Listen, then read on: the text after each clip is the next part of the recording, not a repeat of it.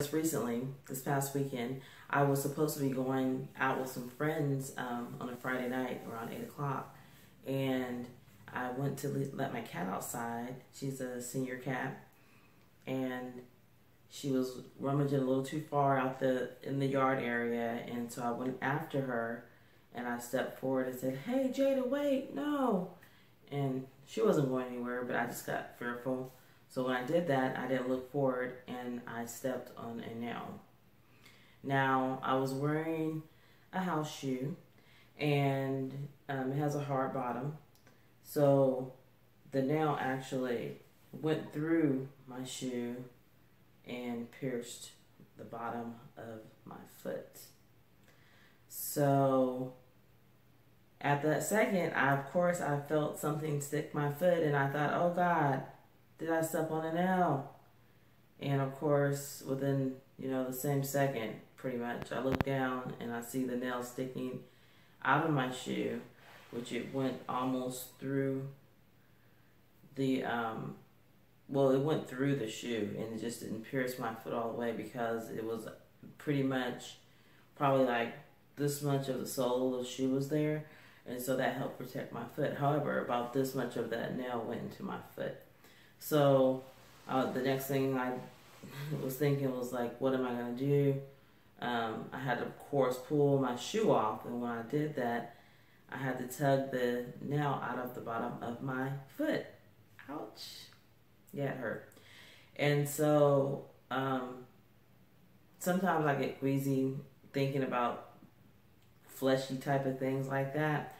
And of course, I had to pull it out, which didn't help me.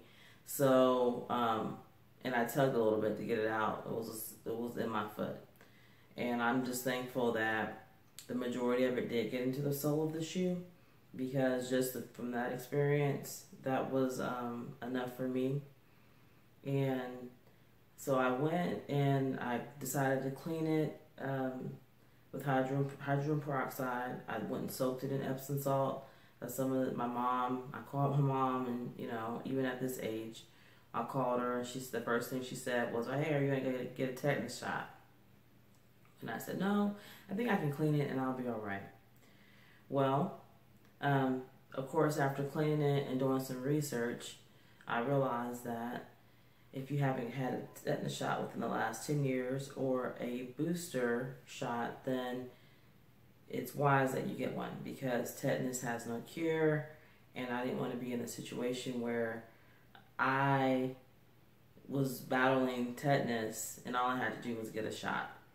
The last tetanus shot I got was about 19 years ago, 15 to 19 years ago. I know it was outside of that 10-year range, so I decided to go ahead the next day, book myself an appointment, and I went in and got a shot. The nurse practitioner that gave me the shot, she actually was like, well, the first day you're going to experience a lot of pain and you're not going to lift your arm, all that stuff. And that wasn't true. And maybe because I was moving around so much, I had so much to get done. So a nail getting stuck in my foot, having to get a tetanus shot and all that stuff, it just slowed me down. I was like, oh my gosh, what am I going to do? I still have to get through this. So here I am limping on my foot, trying to get around and do different things. And at the same time, I think I was moving my arm around a lot, working that muscle and loosening it up, so I didn't feel it immediately. However, the day after that, I did feel stiffness, and I wasn't able to raise my arm past this point, about right here.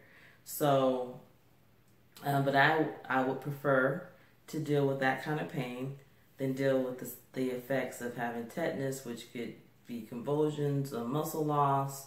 You can have fevers, broken bones, and the list goes on. And I just felt like, hey, get the shot. So I'm glad that I did, and I'm glad that's behind me.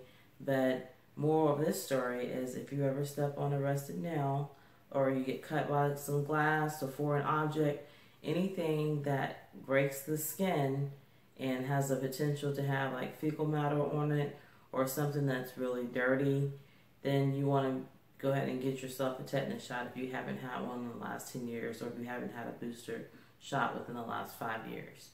And just play it safe. because that's what I did, and I'm glad that I did. So until next time, I'll see you soon.